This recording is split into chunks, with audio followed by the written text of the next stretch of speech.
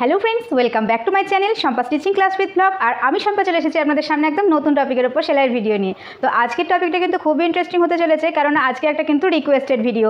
এর আগে একদিন আমি একটা ছোটো বাচ্চাদের স্কার্ট তৈরি করে দেখিয়েছিলাম, তো সেইটার ওপর ভিত্তি করে একটা বন্ধু আমায় কমেন্ট করেছিলেন যে স্কুলের স্কার্ট তৈরি করে দেখানোর জন্য এলাস্টিক ছাড়া, মানে রাবার ছাড়া। তো ওনার নাম হচ্ছে শ্যামলী কুণ্ডু। তো আজকে ওনার রিকোয়েস্টের ওপরে আজকে ভিডিওটা তৈরি হচ্ছে। তো আমি এই যে স্কার্টটা দেখুন তৈরি করেছি, তো এইটা হচ্ছে একটা স্কুলের স্কার্ট। এটা হচ্ছে ঠিক 14-15 বছর মেয়ের একটা স্কুলের স্কার্ট, ঠিক আছে। তো এইটা কিভাবে তৈরি করা হয়েছে, তো এইটা সমস্তটা আপনাদেরকে কাটিং স্টিচিং আমি ভিডিওর মাধ্যমে করে দেখিয়ে দেবো। আর হয়তো একটা ভিডিওতে করতে গেলে ভিডিওটা অনেক বড় হয়ে যাবে, তো সেজন্য আমি দুটো পার্টে করে দেখাবো। তো অবশ্যই করে ভিডিওটা শেষ পর্যন্ত দেখবেন। আর ভিডিওটা ভালো লাগলে চ্যানেলটাকে সাবস্ক্রাইব করে দেবেন, আর পাশে থাকা বেল আইকনটিকে প্রেস করে দেবেন, তাতে আমার ভিডিও দেওয়ার সঙ্গে সঙ্গে তার নোটিফিকেশান আপনাদের কাছে পৌঁছে যাবে। আর ভিডিওটা যদি একটুও ভালো লেগে থাকে তাহলে একটা লাইক করে দিয়ে প্রচুর পরিমাণে শেয়ার করে দেবেন, যাতে আরও অনেকে কিন্তু এরকমভাবে আপনাদের এই স্কার্টটা তৈরি করা শিখে যেতে পারে। তো চলুন ভিডিওটা শুরু করা যাক।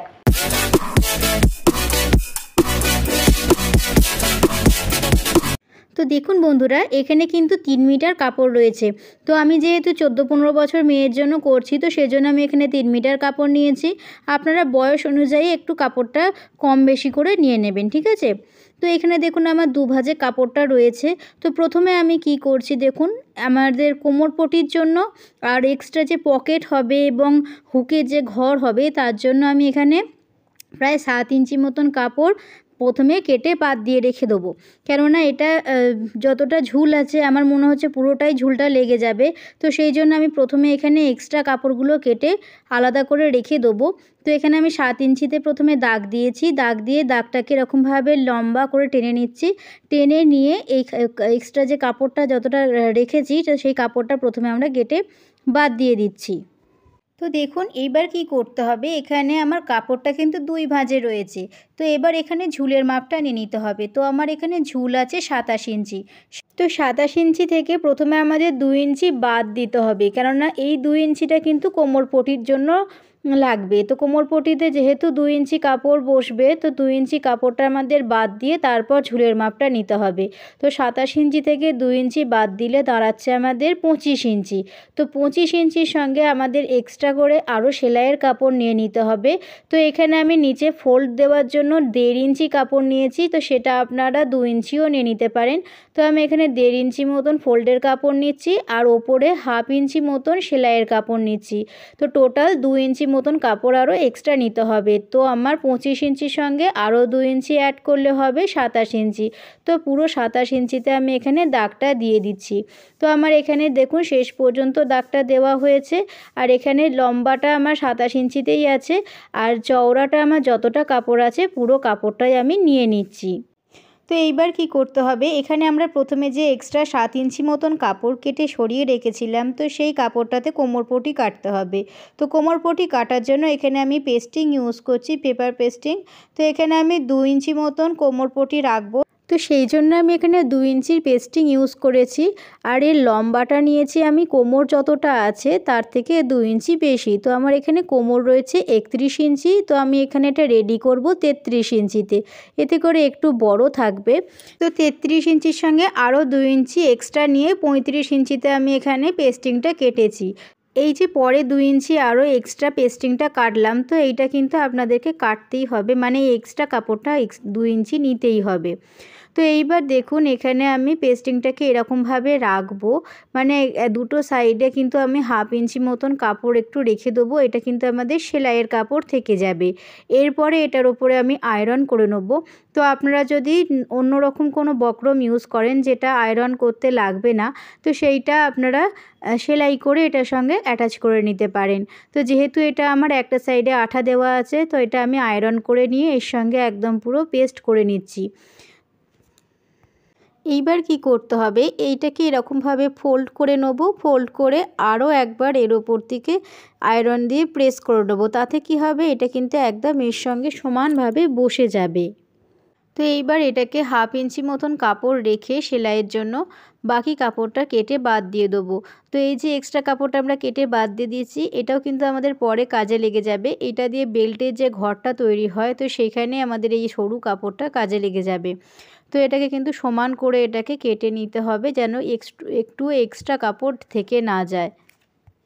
তো এবার এখানে 1/2 ইঞ্চি মতন কাপড় রেখে বাকি কাপড়টা কেটে বাদ দিয়ে দেবো। তো এখানে আমার বেল্টের কাপড়টা পুরোটা কাটিং হয়ে গেছে। তো এখানে আমি যে মোট বলেছিলাম 33 ইঞ্চি মতন আমি মেন বেল্টের কাপড়টা রাখবো। তো 33 ইঞ্চি মতন রেখে বাকি যে এক্সট্রা 2 ইঞ্চি কাপড়টা আমরা বাড়তি নিয়েছিলাম, তো এখানে আমাদের একটা ছোট্ট করে এরকমভাবে ধরে এখানে একটা ছোট্ট কাটিং করে নিতে হবে।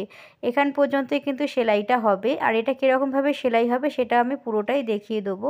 আর এই যে এক্সট্রা 2 ইঞ্চি কাপড়টা থাকবে এটাই কিন্তু আমাদের হুকের, যেটা কোমরে যে হুকটা বসে সেটার জন্যই এক্সট্রা 2 ইঞ্চি কাপড়টা কাজে লাগবে। তো এবার এখানে আমাদের যে এক্সট্রা কাপড়টা রয়েছে এটা কিন্তু আমাদের বেল্টের ঘরের জন্য লাগবে। আর এখানে যে এক্সট্রা কাপড়টা রয়েছে এটা দিয়ে আমরা পকেট কাটিং করে নেব। তো পকেটটা কি করে কাটিং করছি সেটা আপনাদেরকে ভালো করে দেখিয়ে দিচ্ছি। পকেট কাটিং করার জন্য এখানে আমাদের কাপড়টা 2 ভাঁজে নিতে হবে। আর ওপর থেকে আমাদের 6 ইঞ্চিতে আমি এখানে কাপড়টা নিয়েছি চওড়াটা। তো আপনারা যদি বাচ্চাদের জন্য করেন সেক্ষেত্রে আপনারা 5 ইঞ্চি চওড়া রাখতে পারেন। এবার ওপর দিক থেকে 1.5 ইঞ্চি নিচে একটা দাগ দিতে হবে। আবার এই 1.5 ইঞ্চি থেকে 5 ইঞ্চি নিচে আরও একটা দাগ দিতে হবে। এইটাই কিন্তু আমাদের পকেটের খোলা অংশটা হবে। এই যে 5 ইঞ্চি গ্যাপটা দেওয়া হয়েছে এইটা। এবার এর থেকে নিচে আপনারা 5 থেকে 5.5 ইঞ্চি নিচে আপনারা দাগ দেবেন। তার থেকে বেশি কিন্তু বড় করার দরকার নেই। এটা কিন্তু আমাদের পকেটের যে থলেটা তৈরি হয় সেটার জন্য। তো এবার এই দাগগুলোকে আমি যেরকমভাবে টানলাম সেরকমভাবেই টেনে দেবেন। এইবার করতে হবে কি, আমাদের এই দিক থেকে যেদিকে 1.5 ইঞ্চিটা নিয়েছি সে ঠিক তার উল্টো দিকটায় এখানে 1 ইঞ্চি মতন একটা দাগ দেবেন। দাগ দিয়ে এই যে ওপরে 5 ইঞ্চি দাগটা দেওয়া হয়েছে এই দাগটার সঙ্গে এই 1 ইঞ্চি দাগটা এরকমভাবে কোনাকুনিভাবে মিলিয়ে দেবেন।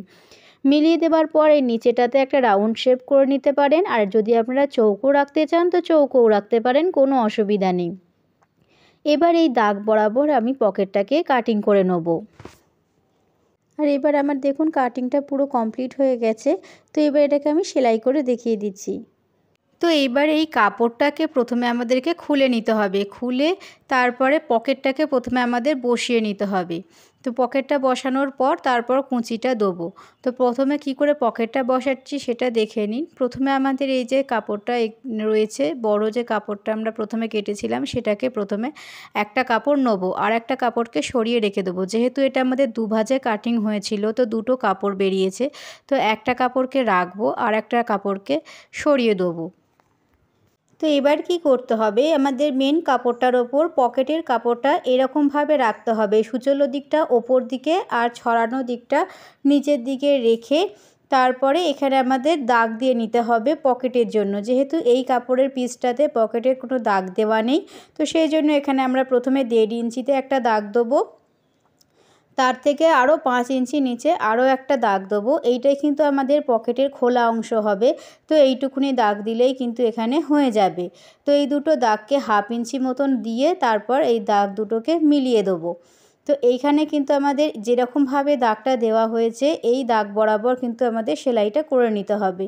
তো আমি যেরকমটা দাগ দিয়েছিলাম ঠিক সেরকম বরাবর এখানে সেলাইটা করে নিয়েছি। এইবার করতে হবে কি, আমাদের এখানে যে দুটো কোণ বেরিয়েছে তো এই দুটো কোণকে কিন্তু কেটে নিতে হবে। দেখুন আমি যেরকমভাবে কাটছি ঠিক সেরকমভাবে কোণ দুটোকে কাটতে হবে। খালি খেয়াল রাখতে হবে যে সেলাইয়ের সুতোটা যেন কেটে না যায়। তো এই কোণ দুটো কেটে নেবার পর পুরো পকেটের কাপড়টা ধরে উল্টে নিতে হবে, ভেতর দিকে ঢুকিয়ে নিয়ে এখানে একটা এর ওপর চাপ সেলাই দিয়ে দিতে হবে। তো এখানে দেখুন আমার পকেটের কাপড়টা সেলাই হয়ে গেছে আর রেডি হওয়ার পর এরকমটা লাগছে। এরপর করতে হবে কি, আমাদের পকেটের যে আর এক পিস কাপড় ছিল, এটা তো এক পিস কাপড় এটার সাথে বসেছে, একটা পিস যে কাপড় ছিল সেটাকে এর সঙ্গে অ্যাটাচ করে নিতে হবে।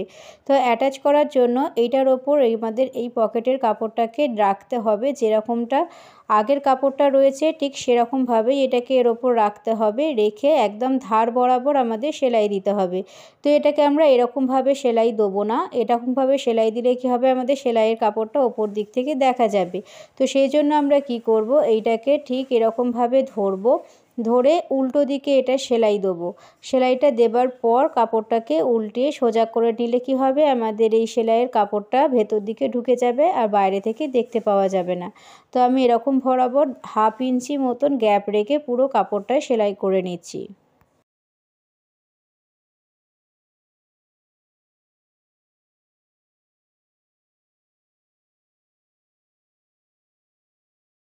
তো এখানে আমি পুরো পকেটের কাপড়টা সেলাই দিয়ে নিয়েছি। এবার এইখানে যে ছোট মতন কোণটা বেরিয়েছে, তো এইটাকে আমাদের একটুখানি কাটিং করে নিতে হবে। আর কাটিংটা যেইটুকুনি করতে হবে যাতে সেলাইয়ের সুতোটা কেটে না যায়। তো এখানে একটুখানি কাটিং করতে হবে। আর এখানে যে কোণ মতন বেরিয়েছে, তো এই কোণটাতেও আমাদের একটা ছোট কাটিং করে নিতে হবে। এটা কি হবে, কাপড়টা আমাদের ওল্টাতে সুবিধা হবে। তো এবার এটাকে আমি পুরোটা উল্টিয়ে নিচ্ছি। তো এই পুরো কাপড়টা উল্টে নিয়ে দেখুন এরকম লাগছে। আর এটাকে যদি কোণগুলো হাতের সাহায্যে না বেরোয়, তাহলে কোনো সূচালো জিনিসের সাহায্যে এমনি করে কোণগুলোকে একটুখানি বার করে নেবেন। বার করে নেবার পর ধার বরাবর একটা চাপ সেলাই দিয়ে নিতে হবে। এতে করে কিন্তু পকেটের ফিনিশিংটা সুন্দর আসে। আর দেখুন আমাদের সেলাইয়ের কাপড় কিন্তু একটুও বাইরে থেকে দেখা যাচ্ছে না। তো এটাকে আমি পুরোটা চাপ সেলাই দিয়ে নিচ্ছি। তো এইবার কি করতে হবে, দেখুন আমাদের যে পকেটের যে থলেটা রেডি হয়েছে সেটাকে নিচের দিকে রাখতে হবে, রেখে কাপড়টাকে এরকম রাখতে হবে। তো এটা কিন্তু আমাদের পকেটটা রেডি হয়ে গেছে। এরপরে করতে হবে কি, আমাদের এই যে মেন কাপড় দুখানা পিস ছিল, তো একটা পিসের ওপর এই পকেটটা বসেছে, তো আর একটা পিস আমাদের যেটা ছিল সেটাকে এর ওপর রেখে 1/2 ইঞ্চি মতন গ্যাপ দিয়ে পুরো কাপড়টাই করে নিতে হবে নিচের দিক থেকে ওপর দিক পর্যন্ত। শুধু একটা জিনিস খেয়াল রাখতে হবে যে আমাদের পকেটের যে খাঁজটা তৈরি করা হয়েছে সেই খাঁজটার উপর দিয়ে যেন সেলাইটা না হয়ে যায়। তো দেখুন আমার পুরো সেলাইটা দেওয়া হয়ে গেছে। এবার আমাদের এখানে একটা চাপ সেলাই দিয়ে নিতে হবে। খালি খেয়াল রাখতে হবে যে সেলাইয়ের কাপড়টা যেন পকেটটা যেখানে আছে ঠিক তার উল্টো দিকে থাকে, ঠিক আছে? তো এরকম বরাবর রেখে কাপড়টাকে আমাদের সেলাই দিতে হবে। তো একদম নিচের দিক থেকে ধরে ওপর দিক পর্যন্ত টানা সেলাইটা দিয়ে নিতে হবে। তো আমি এখানে পুরো সেলাইটা আগে দিয়ে নিচ্ছি, তারপর বলছি কি করতে হবে। তো দেখুন বন্ধুরা, এখানে কিন্তু আমার চাপ সেলাইটা দেওয়া হয়ে গেছে। আর দেখুন জিনিসটা কতটা সুন্দর হয়েছে, একদম ফিনিশিংয়ের সঙ্গে কিন্তু কাজটা কমপ্লিট করা হয়েছে। আর এখানে দেখুন পকেটটা বসেছে কিন্তু ওপর দিক থেকে দেখে একদম বোঝাই যাচ্ছে না।